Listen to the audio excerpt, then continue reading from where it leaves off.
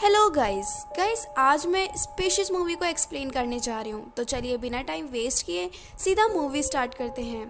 पिछले 30 सालों में इस दुनिया के सबसे शक्तिशाली रेडियो टेलीस्कोप ने हमें एलियन होने का संकेत दिया और इस प्रोजेक्ट को नाम दिया search for extra terrestrial intelligence. Movie के शुरू में हम यूएस की गवर्नमेंट लेबोरेटरी को देखते हैं। उसके अंदर एक छोटी लड़की एक ग्लास चैम्बर में बंद होती है। उसका नाम सिल है। चैम्बर के बाहर बहुत सारे साइंटिस्ट होते हैं। उसे देखकर लगता है जैसे वहाँ कोई एक्सपेरिमेंट चल रहा हो। वहाँ पर हम डॉक्टर फिंच को देखते हैं जो कि गवर्नमेंट एजेंट हैं और वो इस टीम के लीडर भी हैं। डॉक्टर फिंच सिल को देखते हैं, वो बहुत घबरा रही होती है। तभी कुछ लोग साइनाइड गैस के सिलेंडर ला के चैम्बर से कनेक्ट कर देते हैं और इस गैस से सिल का दम घुटने लगता है और डॉक्टर फिंच ये देखकर सॉरी बोलकर वहां से चले जाते हैं।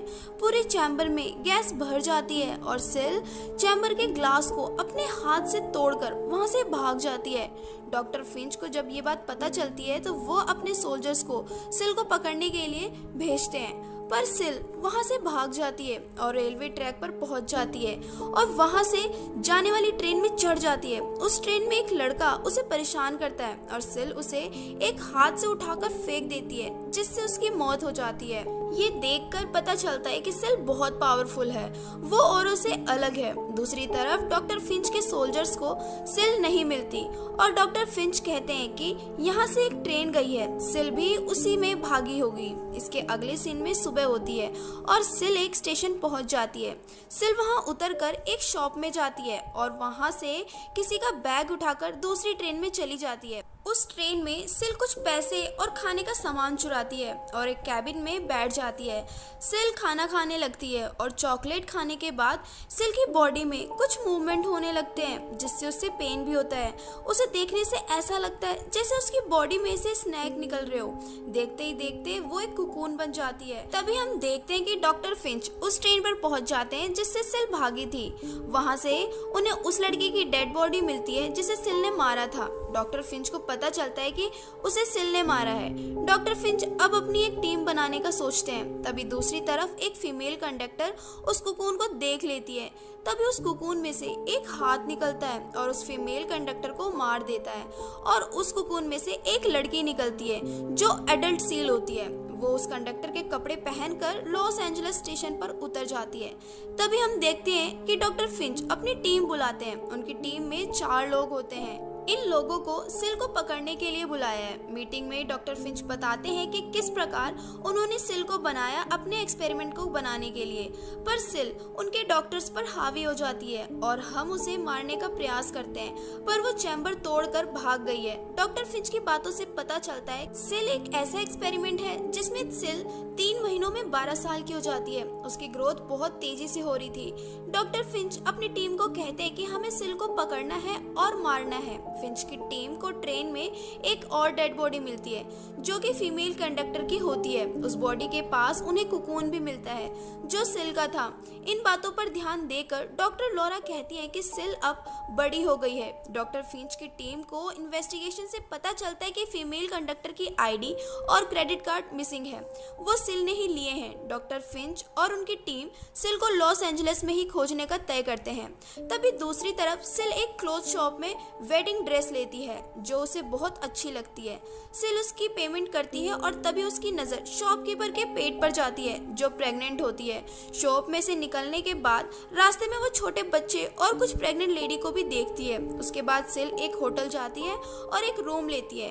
वहां पर वो उस फीमेल कंडक्टर के क्रेडिट कार्ड से पेमेंट करती है। रूम में जाने के बाद सिल टीवी देखती है। टीवी में रोमांटिक सीन देखने के बाद वो भी अपने पार्टनर को पाना चाहती है, पर उसे ये पता नहीं कि वो कहाँ से मिलेगा।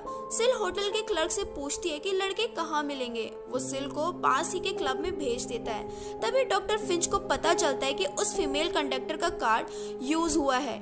डॉक्टर फिंच अपनी टीम के साथ उस होटल में जाते हैं और पूछताछ करने पर उन्हें पता चलता है कि सिल वहां आई तो थी, पर अब वो एक लड़के की तलाश में पास ही के क्लब में गई हुई है। तभी डॉक्टर फिंच की टीम भी उस क्लब की तरफ निकल जाते हैं। क्लब में सिल एक रॉबी नाम के लड़के से मिलती है। रॉबी जब सिल को अपनी कार से घर ले जा रहा होता है तभी डॉक्टर फिंच और उनकी टीम वहां आ जाती है, पर सिल वहां से निकल जाती है। डॉक्टर फिंच की टीम को ये पता चलता है कि सिल एक रॉबी नाम के लड़के के साथ गई है। दूसरी तरफ सिल रॉबी के घर पहुंच जाती है। वहां उसे अपने सीन से पता चलता है कि रॉबी डायबिटीज का मरीज है। ये जानने के बाद सिल उसे फिजिकल होने से मना कर देती है, पर रॉबी उसे किस कर देता है। तभी सिल अपनी जीभ से उसके मुंह में छेद कर देती है और उसकी वहीं मौत हो जाती है। सिल वहां से रॉबी की कार लेकर चली जाती है। उसके बाद डॉक्टर फिंच की टीम वहां आती है और उन्हें रॉबी की डेड बॉडी मिलती है और डॉक्टर लॉरा को पता चलता है कि सिल मां बनना चाहती है, इसलिए वो अपने पार्टनर को तलाश कर रही है। अगली सुबह जब सिल की आंखें खुलती हैं तो वो अपने आप को एक बीच पर देखती है। जब वो रोड क्रॉस कर रही होती है तभी एक कार से उसका एक्सीडेंट हो जाता है और सिल बेहोश हो जाती है। तभी दूसरी कार से एक आदमी निकलता है और सिल को हॉस्पिटल ले जाता है। हॉस्पिटल में जाने के बाद डॉक्टर सिल को चेक करते हैं, पर तभी सिल का शोल्डर अपने आप ठीक होने लगता है और डॉक्टर ये देखकर हैरान हो जाता है। वो आदमी जो सिल को हॉस्पिटल लाया था वो सिल के सारे बिल्स अपने कार्ड से पे करता है। फिर वो देखता है कि सिल सामने से चलकर आ रही है और वो आदमी ये देखकर हैरान हो जाता है। दूसरी तरफ डॉक्टर फिंच की टीम को पता चलता है कि सिल एक बच्चा चाहती है जो हम सबके लिए बहुत डेंजर हो सकता है। तभी डॉक्टर फिंच को एक कॉल आती है और उन्हें पता चलता है कि उसे बीच पर देखा गया था और वो अपनी टीम के साथ वहां निकल जाते हैं। वहां जाने के बाद उन्हें एक कॉल और आती है और उन्हें पता चलता है कि पार्क पे हॉस्पिटल से एक डॉक्टर ने बहुत अजीब देखा है कुछ। ये वही हॉस्पिटल है जहां सिल को लाया गया था। डॉक्टर फिंच लॉरा और प्रेस्टन को हॉस्पिटल भेज देते हैं। वो दोनों उस डॉक्टर से मिलते हैं।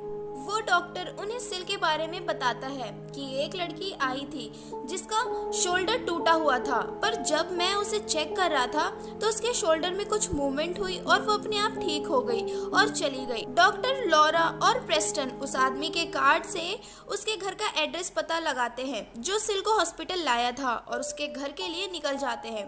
दूसरी तरफ सिल उस आदमी के घर पहुंचकर उसके साथ फिजिकल होने के लिए उसे फोर्स करती है, पर तभी डॉक्टर लॉरा और डॉक्टर प्रेस्टन वहां उसके घर के बाहर आ जाते हैं और अंदर आने के लिए डोर ओपन करते हैं। तभी सिल डोर की आवाज सुन लेती है और उस आदमी को पानी के अंदर ले जाकर मार देती है और वहां से भाग जाती है। लॉरा और प्रेस्टन को वहां उस आदमी की डेड बॉडी मिलती है। फिर उसे एक लेडी दिखाई देती है और वो उसकी कार में बैठकर अपने आप को रेप विक्टिम बताती है। उस लेडी का नाम मार्लिश होता है। मार्लिश उसकी बातों पर बिलीव करके उसे अपने घर ले जाती है और सिल का बहुत ध्यान रखती है, पर सिल मार्लिश को उसके घर में उसे बेड पर बांध देती है और उसकी कार लेकर उस आदमी के घर जाती है जिसे उसने मारा था और वहां जाकर डॉक्टर फिंच और उनकी टीम पर नजर रखती है। और तभी डॉक्टर फिंच कहते हैं कि हमें उसी क्लब में जाकर वहां निगरानी रखनी होगी क्योंकि सिल ओनली उस क्लब को ही जानती है और वो वहां जरूर आएगी। सिल ये सब सुनकर वहां से चली जाती है। मूवी के अगले सीन में हम देखते हैं कि सिल बहुत सारा पेट्रोल कुछ बोतल में भर रही है। उसके बाद वो मार्लिश के घर जाती है और एक सीजर से अपना अंगूठा काट कर एक पैकेट में रख लेती है और तभी हम देखते हैं कि सिल का अंगूठा अपने आप आने लगता है। फिर वो मार्लिश के अंगूठे को काट कर फेंक देती है। ये देखकर ऐसा लगता है कि सिल कुछ प्लान कर रही है। उसके बाद में डॉक्टर फिंच और उनकी टीम को क्लब में देखते हैं जो कि सिल का वेट कर रहे थे। कुछ देर बाद सिल उस क्लब में आती है और डैम सिल को देख लेता है और अपनी टीम को इन्फॉर्म कर देता है। तभी उसकी टीम बाहर आ जाती है। सबको देखकर सिल वहां से भागने लगती है। सिल को भागता देख डॉक्टर फिंच और उनकी टीम सिल का पीछा करते हैं। उसके बाद हम देखते हैं कि सिल की कार में मार्लिश और पेट्रोल बोतल दोनों हैं। मार्लिश अब भी बंधी हुई थी। सिल अपनी कार से भाग रही होती है कि तभी वो अपनी कार को खाई में गिरा देती है। जैसे ही उसकी कार खाई में जाती है, सिल अपना अंगूठा उस खाई में फेंक कर कार में से कूद जाती है और कार सीधा जाकर एक इलेक्ट्रिक ट्रांसफार्मर से टकरा जाती है। क्योंकि कार में पेट्रोल होता है तो एक बड़ा धमाका होता है और कार जलने लगती है और दूसरे रास्ते से सिल भाग जाती है। उस बड़े धमाके को देखकर डॉक्टर फिंच की टीम को लगता है कि सिल अब मर गई होगी। तभी एक ऑफिसर कार के पास से एक कटा हुआ अंगूठा लाता है जिसे देखकर डॉक्टर फिंच कहते हैं कि मिशन इज कंप्लीट। दूसरी तरफ सिल अपने बालों को कलर करके उन्हें काट लेती है जिससे कोई उसे पहचाने ना। मूवी के अगले सीन में हम देखते हैं कि डॉक्टर फिंच की टीम मिशन कंप्लीट होने की खुशी में पार्टी कर रहे होते हैं। तभी वहाँ सिल आ जाती है, पर उसके बदले रूप को कोई भी पहचान नहीं पाता। उसके बाद सिल एक फीमेल हाउसकीपर से एक की चुराती है और उस रूम में चली जाती है जिसकी वो की होती है, पर वो रूम डॉक्टर स्टेफन का होता है। और कुछ देर बाद ही वो अपने रूम में आते हैं और सिल को देखकर कहते हैं, तुम कौन हो? सिल कुछ नहीं कहती और डॉक्टर स्टेफन के साथ फिजिकल हो जाती है। तभी डैम को, जो कि एक एम्पैथ था, उन्हें लगता है कि सिल यहीं कहीं है हमारे पास। डैम पहले स्टेफन के रूम में जाता है, पर उन्हें लगता है कि सिल और स्टेफन दोनों एक साथ स्टेफन के रूम में ही हैं। डैम अपनी टीम के बाकी मेंबर्स को बुलाता है। सिल की ग्रोथ बहुत तेजी से होने लगती है, जिसकी वजह से सिल अल्टीमेट होने के तुरंत बाद प्रेग्नेंट हो जाती है। स्टेफन कुछ समझते उससे पहले सिल उसे मार देती है। जैसे ही डॉक्टर फिंच की टीम अंदर आने वाली होती है, तभी सिल दीवार तोड़कर वहां से भाग जाती है और टनल के रास्ते गटर में पहुंच जाती है। डॉक्टर फिंच की टीम भी उसके पीछे पीछे चली जाती है और दो टीम में डिवाइड हो जाते हैं और उसे सर्च करने में लग जाते हैं। अलग होने के बाद सिल फिंच पर अटैक करती है और उसे मार देती है।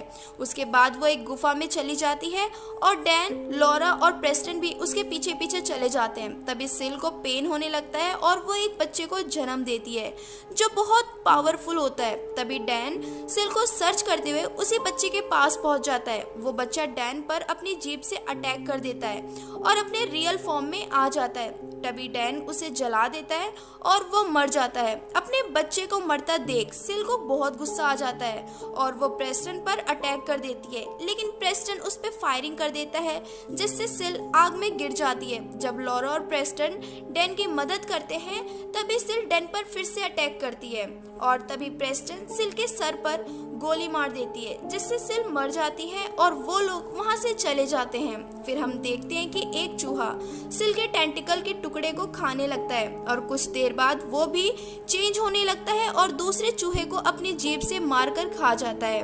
और ये मूवी यहीं पर एंड हो जाती है। इसके आगे की कहानी पार्ट 2 में दिखाई गई है और अगर आपको पार्ट 2 देखना है तो कमेंट सेक्शन में हमें बताएं। और अगर आप हमारे चैनल पर नए हैं तो चैनल को सब्सक्राइब और वीडियो को लाइक करना बिल्कुल भी ना भूलें। और मैं अब मिलूंगी आपसे अगली नई वीडियो में। तब तक के लिए thank you and bye bye.